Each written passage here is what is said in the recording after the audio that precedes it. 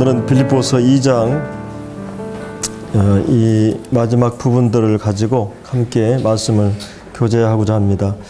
우리가 전주에 그 사도 바울이 복음의 그 진보가 어떻게 왔는가를 이렇게 말씀하신 내용들을 함께 살펴보았고요. 또 우리가 어떠한 상황에서든지 복음을 전하기 위해서 이 복음이 증거만 될 수가 있다면 그는 자기 어떤 것도 희생할 각오를 갖고 있는 것을 보았습니다. 이제 오늘의 본문에서는 이제 20절부터 마지막 절까지가 본문이 되겠는데요. 크게 세 가지 정도 생각을 할 것입니다. 먼저 우리가 이제 20절에 보면은 그 사도 바울이 간절한 기대와 소망을 따라 아무 일에든지 부끄럽지 아니하여 오직 전과 같이 이제도 온전히 담대하여 살든지 죽든지 내 몸에서 그리스도가 존귀히 되게 하려 합니다. 그래서 이제 오늘은 그 사도 바울이 먼저 이 삶의 문제, 또 이 죽음의 문제, 이 그리스도인들은 그 우리의 삶의 그 존재 가치나 그 삶의 목적이 무엇인가, 우리가 산다고 하는 것은 어떤 의미를 갖는가, 이런 의미에 대해서 오늘 이 본문에서 이렇게 말씀해 주고 있고요. 그 다음에 또 한 가지는 그 죽음에 대해서 모든 사람들은 죽음을 어떤 그 철학이나 종교, 어떤 곳에서도 오늘 이 본문에서 얘기하는 이 죽음을 이렇게 얘기하지 않거든요. 근데 이제 사도 바울은 이 죽음에 대해서 죽음의 이유, 그 다음에 죽음의 정체, 모든 사람은 이 죽음 앞에서 이제 두려움을 갖게 되는데, 오늘 이 본문은 이제 사도 바울이 어떤 상황이 있느냐 하면은 이 옥중에 있으면서 그가 이제 어떤 재판을 받게 되고, 그가 이제 사형을 당할 수도 있고, 아니면 여기서 이제 석방이 될 수도 있는 두 가지 이제 어떤 가능성의 상태에 놓여 있는 거죠. 물론 이제 우리가 19절에 있는 대로 성도들의 기도와 또 성령의 도우심을 통해서 그가 석방될 것을 이제 확신하고 있고, 또 그 외에도 이제 쭉 그 말씀에 보면은 사도 바울이 추록할 것에 대한 확신을 언급하는 걸 볼 수가 있습니다. 그러나 이제 아직은 어떤 의미에서 보면 죽을 수도 있고 살 수도 있는 상황 속에서 있거든요.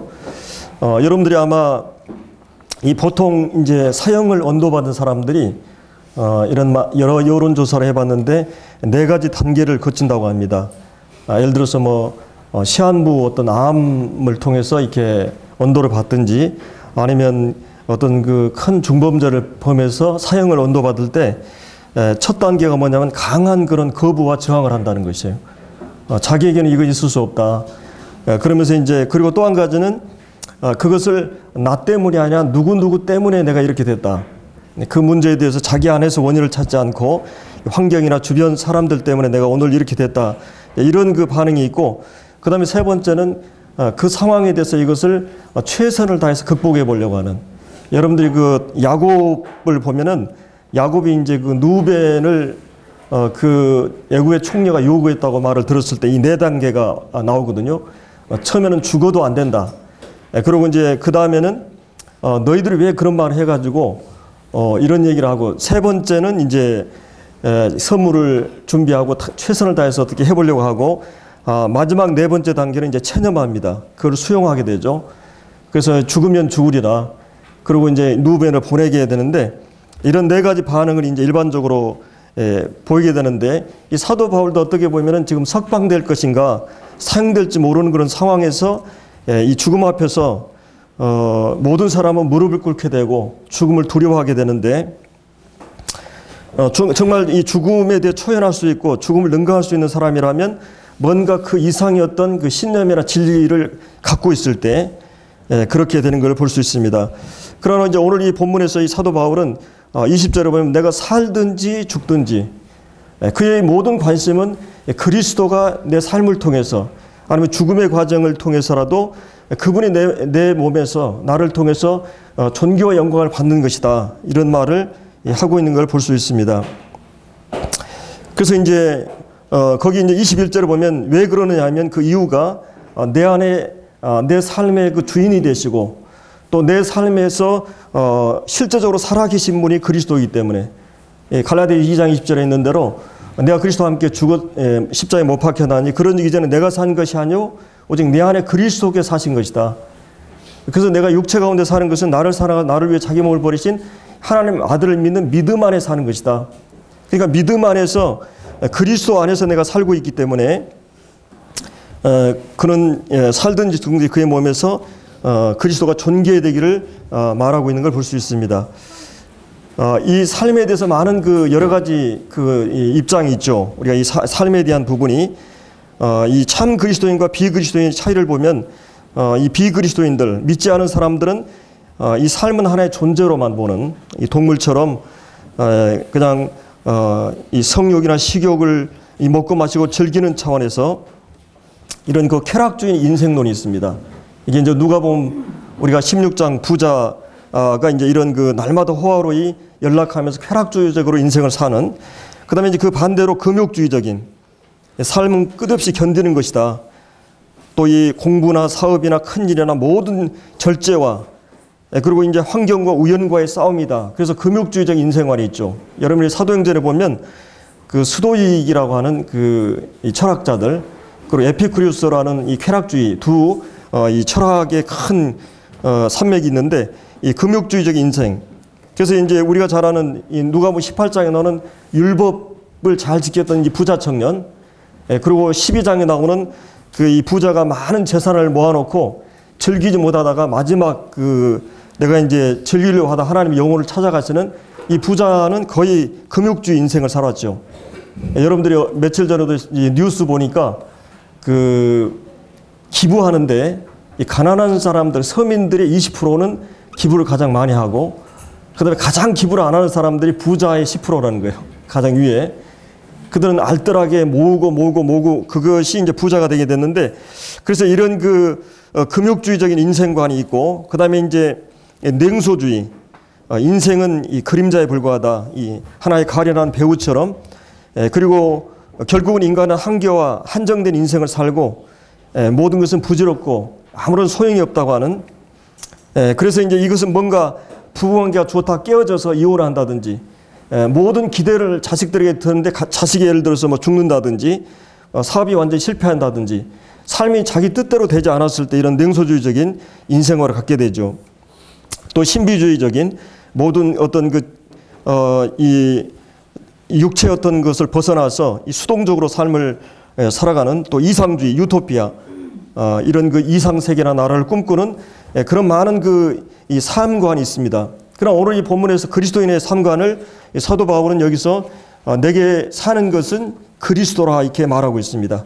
이 그리스도의 삶이란 무엇인가? 그래서 한마디로 얘기해서 그리스도인들의 삶은 이제 사랑의 삶이라고 할 수 있습니다. 뭔가 이 지구한 대상, 그것을 위해 살고 그것을 위해 죽을 수 있는 하나의 대상을 찾게 된 것입니다. 우리가 이제 구원받았다고 하는 것은 생명의 회복이고 관계의 회복이에요. 이 세상에서는 어떤 것도 이 생명을 창조해내지 못합니다. 그런데 우리는 복음 안에서 우리의 영혼이 새롭게 회복되었고, 이제 하나님을 감각하고 의식할 수 있고, 하나님 안에 사랑할 수 있고, 거룩을 생산해낼 수 있는 그런 이 영적인 존재들이 된 것입니다. 그리고 이제 관계의 회복이죠. 이 죄가 하나님과 우리의 관계를 파괴하고, 죄는 절대 하나님과 우리의 관계를 이렇게 가까이 할 수 없는 그런 이 죄의 문제를 하나님께서 아들을 통해서 해결하심으로 하나님과 우리의 관계가 회복되고 화목하게 되고, 이제 하나님과 우리가 서로 사랑이 다시 교류하게 되는 이런 이 관계 회복, 이것이 이제 그리스도의 삶이죠. 그래서 우리는 그것 없이는, 주님 없이는 삶의 목적이나 의미가 없게 되는 거고, 이 삶 전체를 사로잡고 지배하고 다스리는 것이 바로 이 그리스도입니다.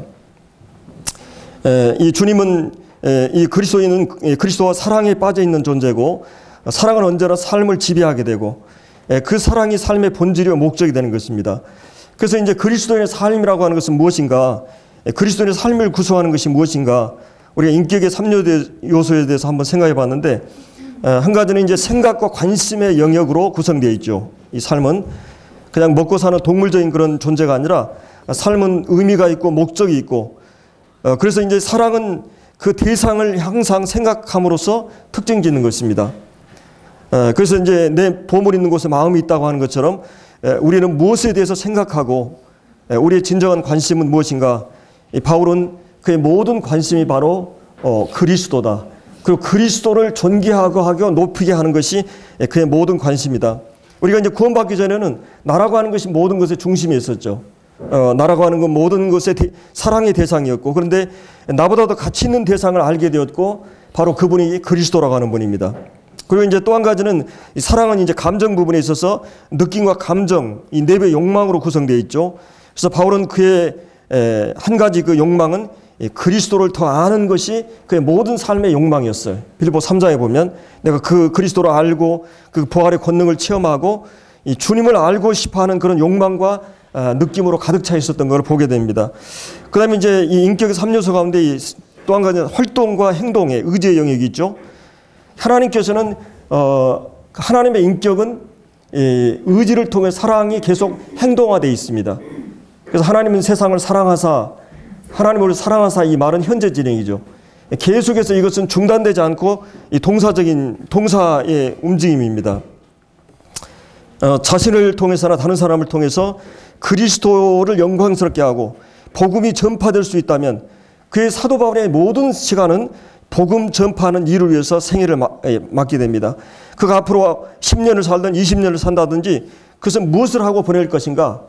그가 오늘 이 1장 18절에 있는 대로 내가 그리스도만 전파될 수 있다면, 그것이 적극적인 소극적이든지 직접 간접적이든지 어떤 형태로든지 그런 기도를 통해서나 실제 말을 통해서 이 복음 전하는 일을 그는 온 삶을 통해서 보내게 됩니다. 이 사도 바울의 생애는 그리스도라고 하는 분으로 생각이 사로잡혀 있고 그의 모든 욕망이나 소원이나 감정이 거기에 있고, 그리고 그의 활동이나 의지가 오직 그분을 증거하는 일에 전생애가 들어져 있다고 하는 거예요. 삶을 구성하는 그 모든 것이 바울의 전체 삶의 존재를 사로잡고 있던 것이 바로 이 한 대상을 향해서, 이게 그리스도인이라고 하는 거죠. 그래서 이 21절에 나오는 내게 사는 것이 그리스도다. 이 지성과 감정 그리고 그의 소원과 이 모든 만족을 시켜주는 분이 그리스도다.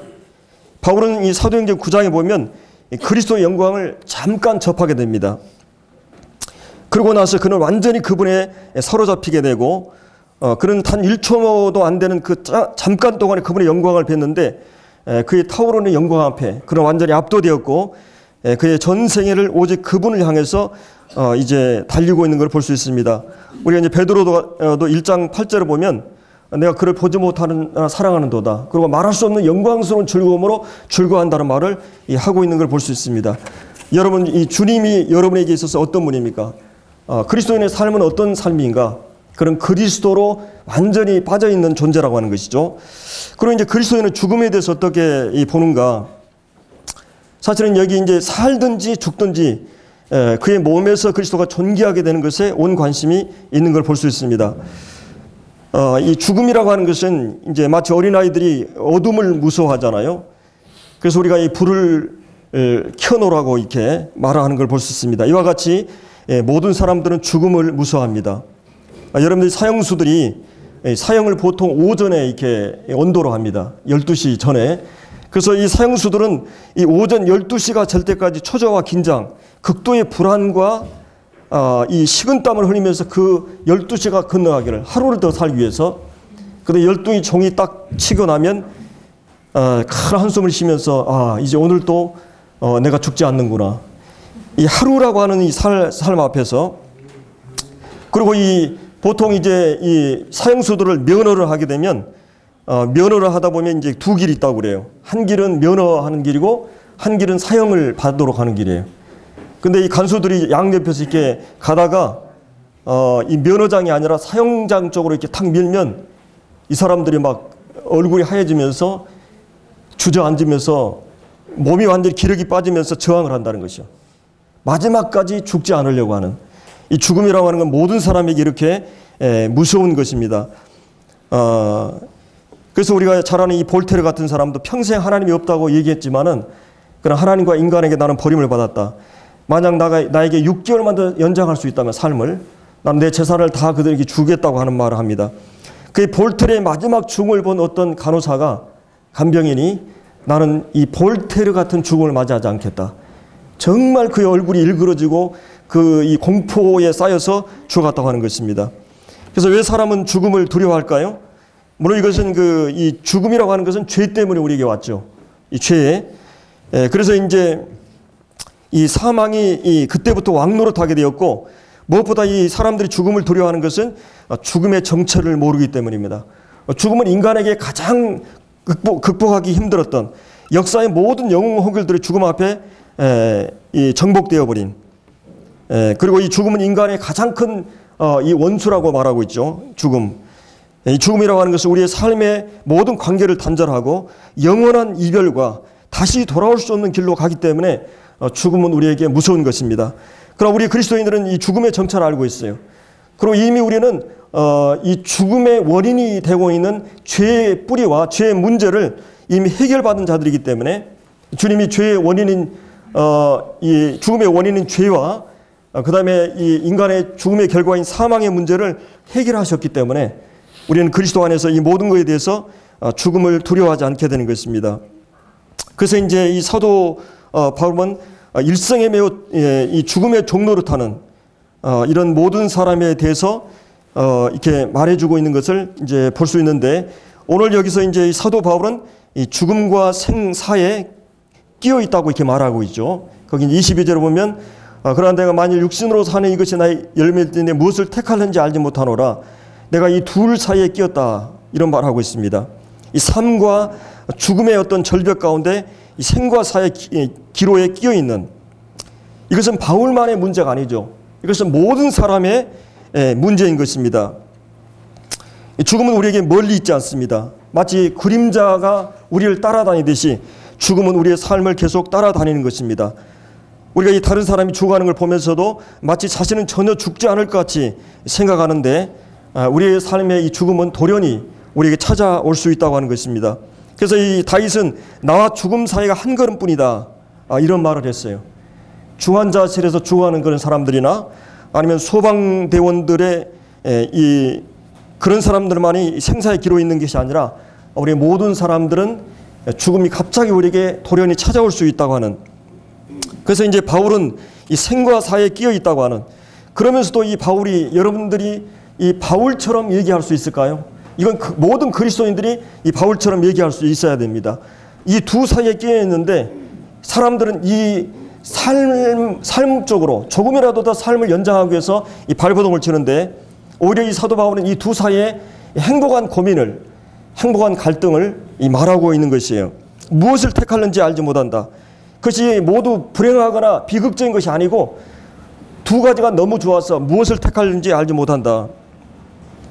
그래서 이 살면서 평생 이 그리스도를 전파하다가 죽든 살든지, 아니면 죽음과 건너서 그리스도와 함께 있을 욕망이 더욱 좋다고 이렇게 말을 하고 있어요. 주님과 함께 더불어 교제하는 것이.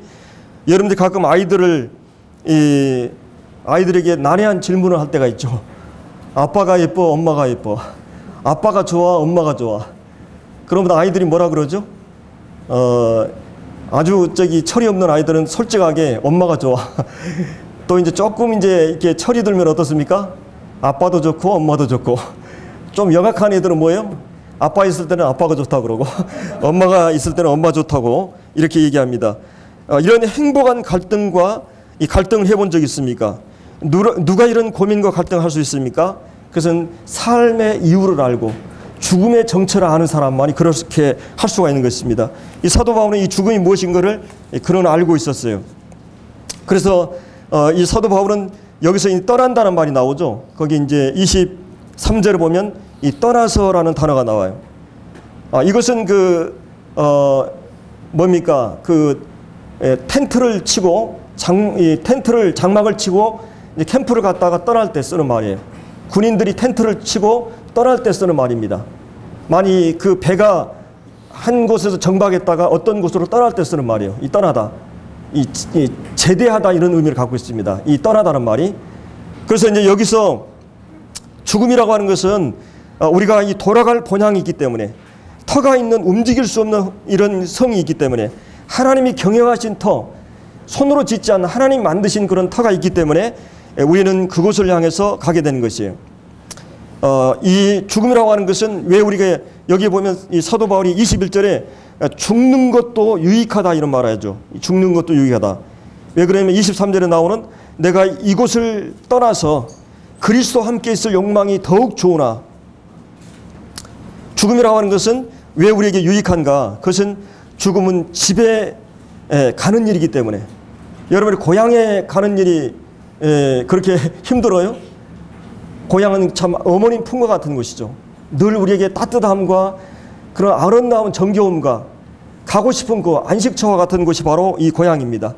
여러분의 이 집이라고 하는 것은 여러분이 그렇게 피곤하고 먼 여행을 해도 꼭 가고 싶은 곳이 어디예요?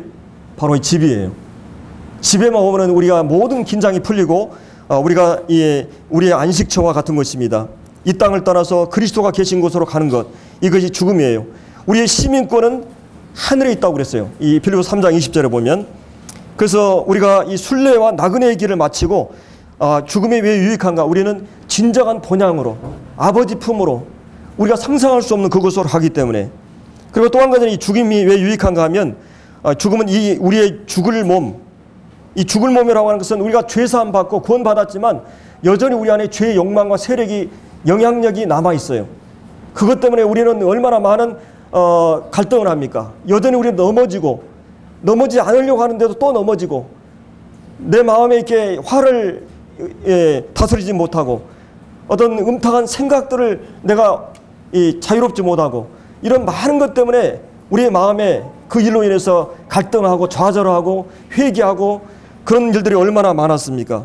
근데 우리가 이 죽음 건너는 죄로부터 완전히 자유롭게 되는, 이제 죄성으로부터 완전히 자유롭게 되는, 시험을 받지도 않고 죄 때문에 우리가 고민하거나 후회하거나 고통하는 것이 없고 자유를 찾은 새처럼 우리는 완전한 궁극적인 영화, 우리의 이 존재의 중심과 우리의 인격과 지성과 감성과 의지와 우리의 몸과 모든 것이 완전하게 회복되는, 주님은 이제 거울과 거울을 보는 것처럼 주님의 얼굴을, 영광을 보고, 또 우리가 주님의 나라에 가면 그와 같이 될 것을, 주님처럼 될 것을 완전한 회복을 말하고 있어요.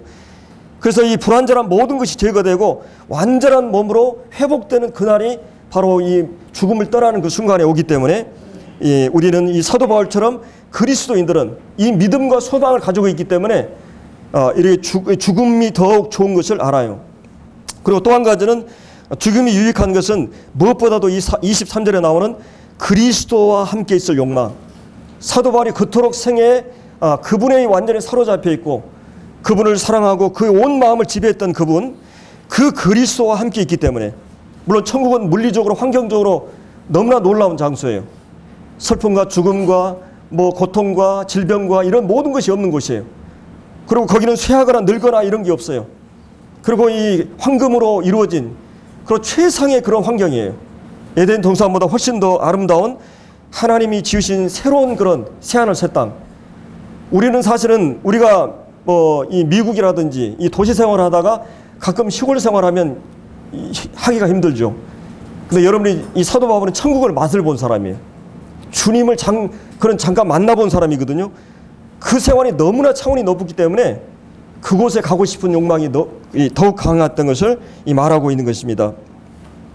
그래서 이제 이 영원한 축복, 이것을 갈망하고 이 아무런 방해 없는 그분과 끊임없는 교제 속에 이 지금도 물론 우리가 믿음으로 주님 보지 않지만 교제할 수 있지만은 이제 그분의 얼굴을 보면서 그분과 함께 교제할 그날을 사모하고 있는 것입니다. 죽음에 대해서 이렇게 말할 수 있는 사람이 바로 그리스도인들이에요. 우리 죽음은 우리에게 잠이에요. 잠시 수술실에 들어갔다가 나오는 그런 과정이에요. 우리는 그 죽음 반드시 일어날 수 있는 소망이 있기 때문에, 그리고 주님과 더불어 또 하나님과 더불어 영원히 살 수 있는 그 나라가 있기 때문에 그리스도인이 죽음에 대해서 이렇게 말할 수가 있어요. 우리 그리스도인의 삶의 이유가 무엇인가, 또 죽음 이후의 정체에 대해서, 내세가 어떤 것에 대해서 우리 확실히 알고 있기 때문에 바울처럼 우리는 죽음 앞에서 이렇게 말할 수가 있는 것입니다. 그러면 사도 바울이 여기서 이 두 가지 사이에서 무엇을 선택할지 알지 못한다고 그랬어요. 근데 그는 무엇을 선택하게 됩니까?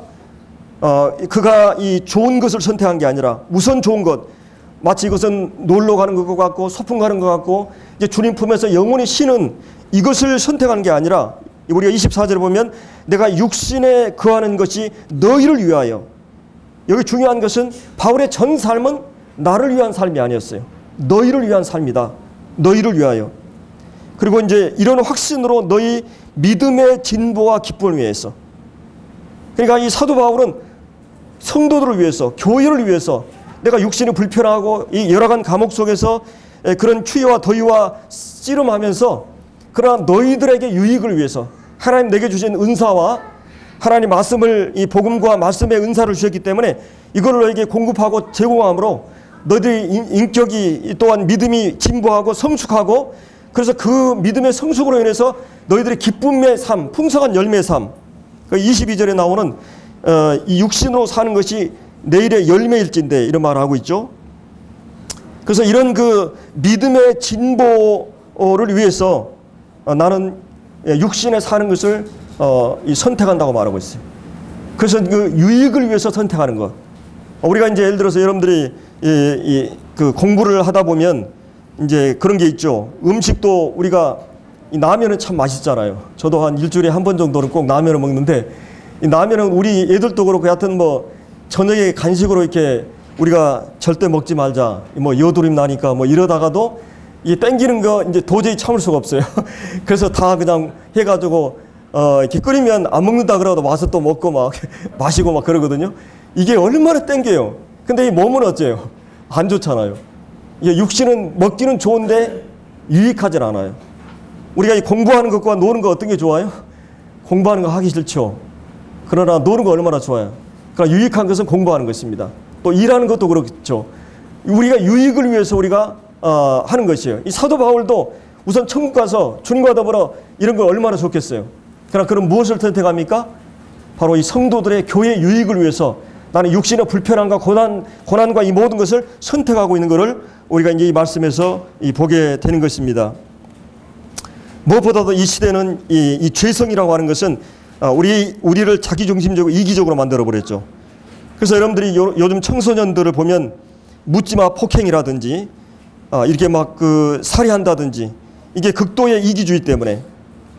그리고 이제 개인주의, 물론 이 개인주의라는 말은 긍정적으로는 나의 인격과 다른 사람의 인격을 존중한다는 의미에서 개인주의거든요, 긍정적으로는. 근데 이게 이기주의와 합치게 되면 개인주의는 굉장히 파괴적인 성격을 갖고 있습니다. 다른 사람이 어떻게 되든지, 그 사람이 죽든지 살든지, 이 청소년들은 돈만 될 수 있다면 나는 무엇이든 할 수 있다. 이게 이 사회나 어른들이 이 자화상이죠. 이 어린아이들의 지금 이 모든 문제는 매스컴에서 계속 아이들의 폭행 사건이 나오고 있잖아요. 그래서 그들이 뭐 이 사회적인 그런 스트레스나 가정, 공부, 미래 모든 것이 암담한 거예요. 너무나 이 답답한 이 사회 속에서 그들이 이제 어떤 대상을 향해서 그 분노나 이런 것을 표출하게 되는 거죠. 이것이 사회적인 어떤 병리 현상이 나타나는 것이죠. 이런 그 이 죄성에 물들어 있는, 그리고 이제 독신주의, 이것도 극단적인 이기주의죠. 자기 희생이나 이런 게 없는. 그러나 이 사도 바울의 전 삶은 뭡니까? 하나님의 영광과 이웃의 유익을 위해서. 그의 존재의 의미는 그리스도가 존귀하게 되고 영광스럽게 되고 다른 사람의 유익을 위해서. 그래서 고린도전서 10장 30절 31절을 보면 나는 하나님의 영광, 무엇을 하든지, 그리고 남의 유익을 위해서 하나님을 사랑하고 이웃을 사랑하는 이 삶을 말하고 있는 것이에요. 여기서 사도 바울이 이제 20절에 말한 대로 그리스도를 영광스럽게 존귀하게 하는 것, 그 다음에 지금 그가 살아있는 존재 이유를 말할 때 남의 유익을 위해서. 이것은 사도 바울의 문제만 아니에요.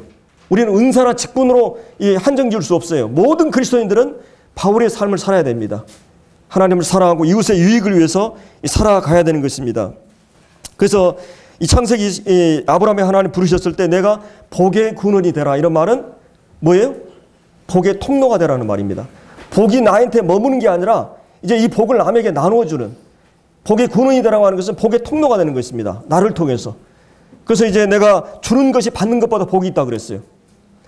이 주는 훈련이 필요한 거죠. 그래서 우리가 요셉 생애를 봐도 그가 가는 곳마다 하나님의 복을, 이렇게 축복을 가져오는 그런 그 사람이었죠. 그가 가는 이 가정마다, 옥중마다, 그 나라마다 하나님의 축복이 그들 가운데 넘쳐나는 이런 삶을 말하고 있어요. 이 사도 바울도 전생에 내 삶이 아니라 그리스도와 남의 유익을 위해서 사는 삶을 통해서 그런 생애를 살았다는 것을 우리가 이제 이 말씀에서 보게 되는 것입니다.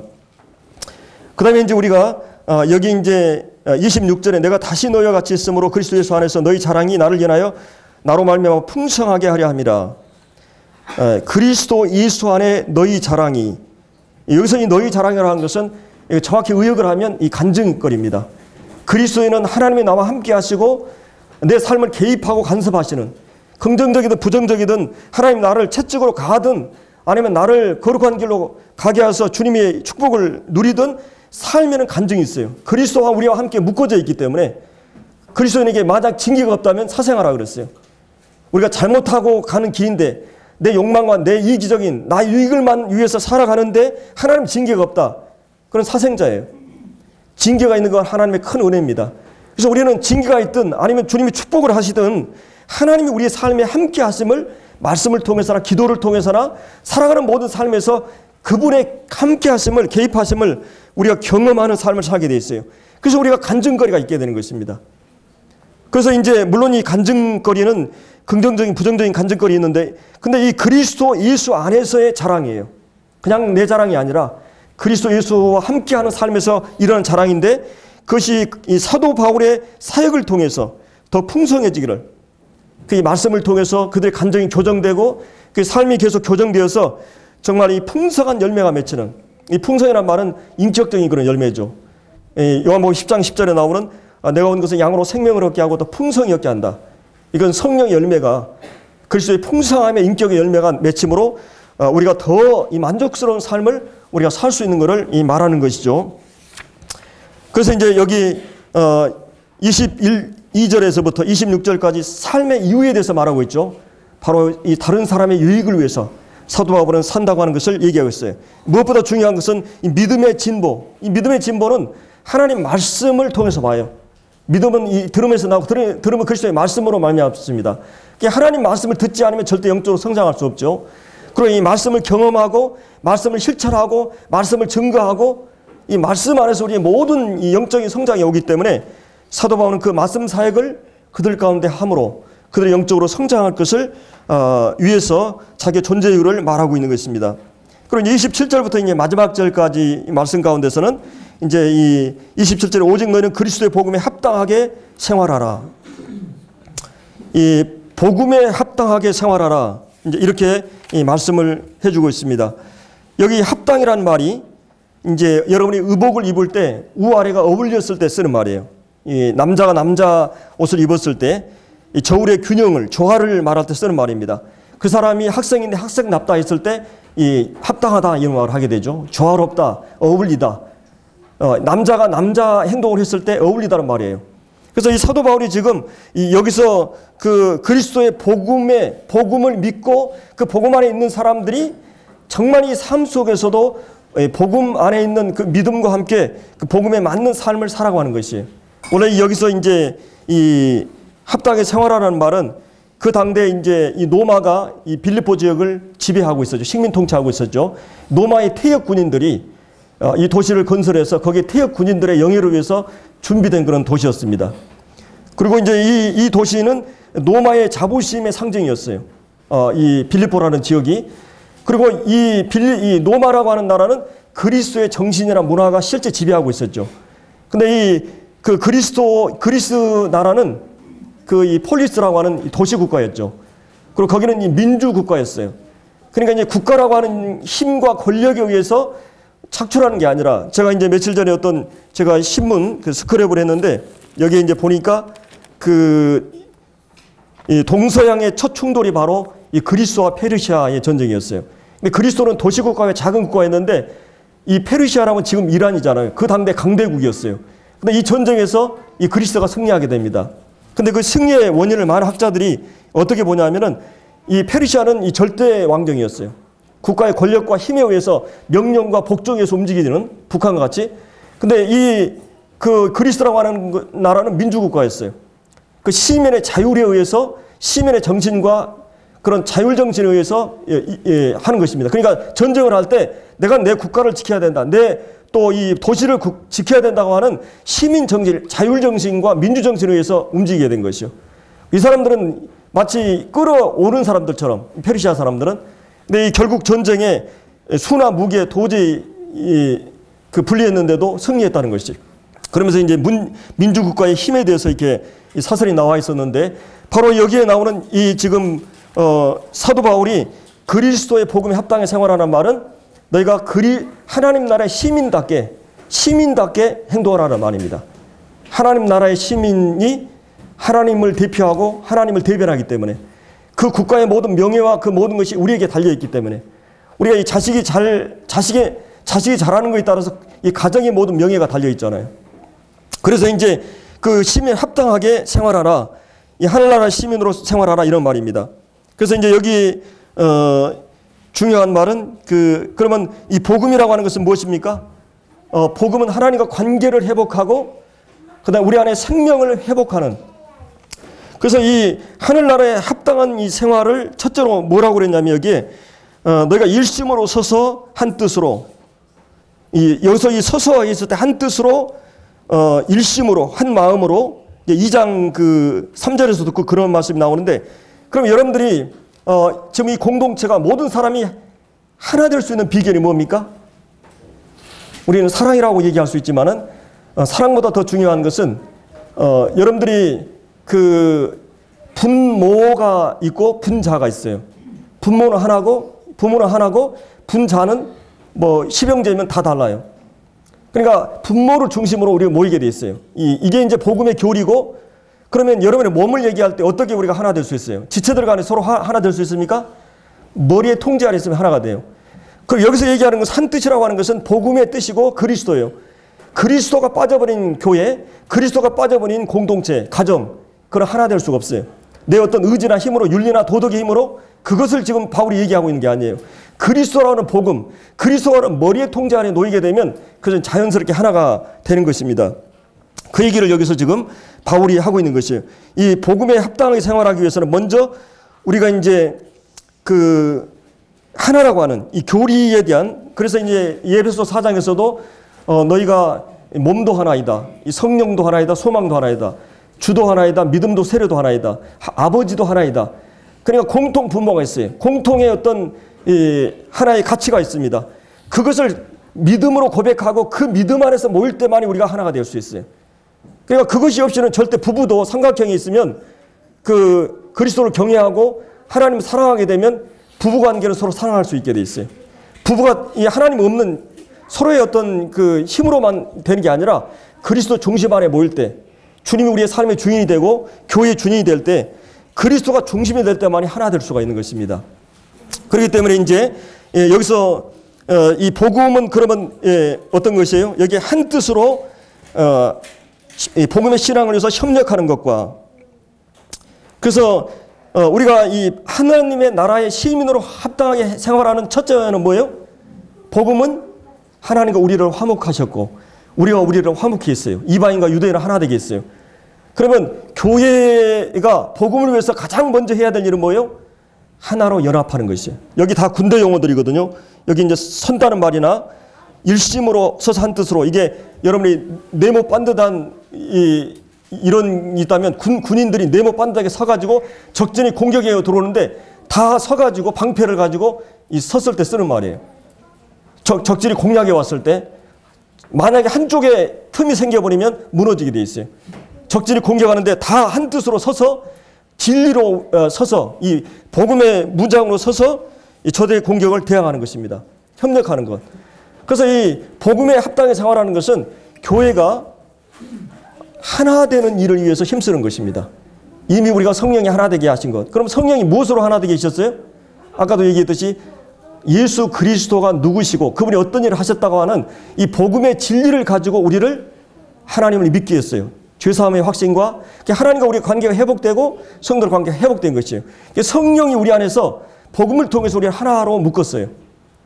성령이 하나 되게 하신 것, 하나 되게 해달라는 게 이미 우리는 하나라고 하는 것이에요.